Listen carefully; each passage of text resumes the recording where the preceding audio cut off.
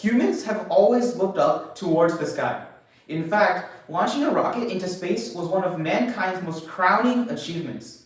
Over the past 6 decades, we as a species have been pushing the limits of our own astronautics, roaming the sky with intergalactic exploration, trying to find our second Earth, and even space tourism.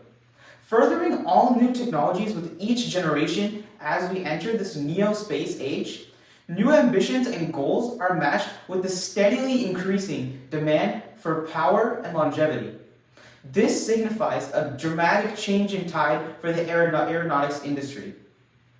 At AstraCell, we're here to pioneer that change and set forth a new standard for fuel cell technology. Hi, my name is Ishan Mahajan. I am accompanied by Varnica, Sarvesh, and Srirag. And today we'll be presenting our solution. AstraCell is a brand new fuel cell which incorporates both the honeycomb system with an enzymatic solution as well as a traditional PEMFC cell in order to increase lifespan and safety, while also significantly improving the cost and efficiency. Over the past 6 years, the aerospace industry has made colossal strides towards the next steps for space travel, including reusable rocket technology, space consumerism, and finding the next sustainable planet. Due to these rising demands, NASA stated last year that they were in need of a fuel cell that lasted 10,000 hours, with traditional cells only lasting up to 5,000. NASA has asked the aerospace industry to double their time span. Additionally, PEMFCs have safety issues associated with containing high densities of hydrogen at high temperatures, including risk of corrosion and weld failure.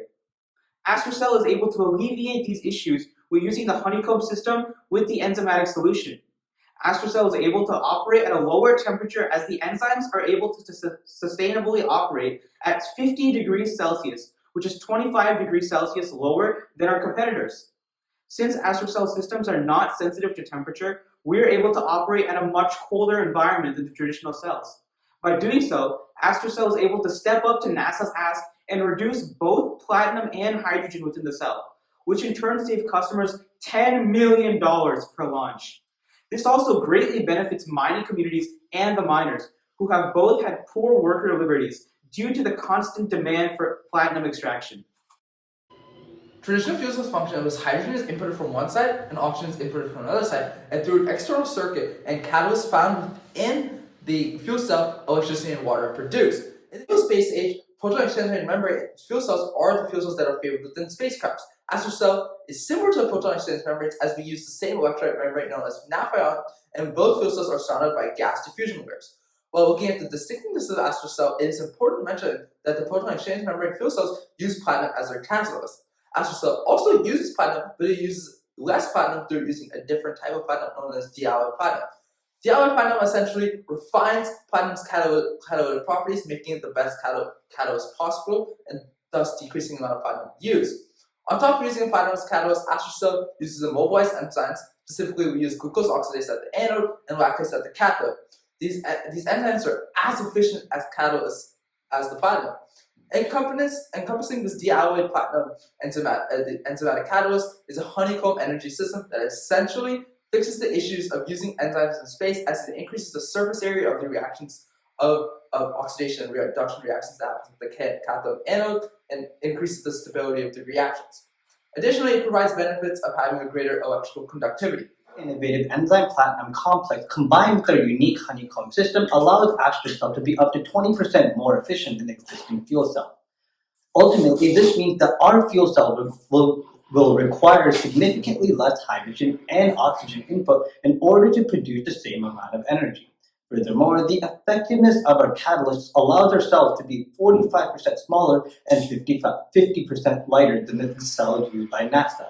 These fuel and side reductions are invaluable, and they can save millions of dollars in manufacturing and fuel costs. In addition to our efficiency improvements, our cell can run at temperatures as low as 50 degrees Celsius due to our use of enzymes. Fuel cell degradation will be mitigated due to this, so we predict AstraCell can be able to run optimally for over 10,000 hours before adjustment. Overall, while we believe our cell can make massive impact on the energy and space industry already, we hope to continue developments and improvements on our product in the future. For example, by incorporating a regenerative fuel cell, energy can be stored and converted to electricity for future use. Lastly, we hope to continue minimizing our platinum usage until we can completely phase out this heavy metal completely.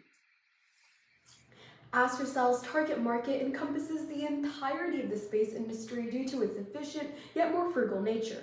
It can be utilized for everything from space exploration to space shuttle upkeep because of its versatile nature.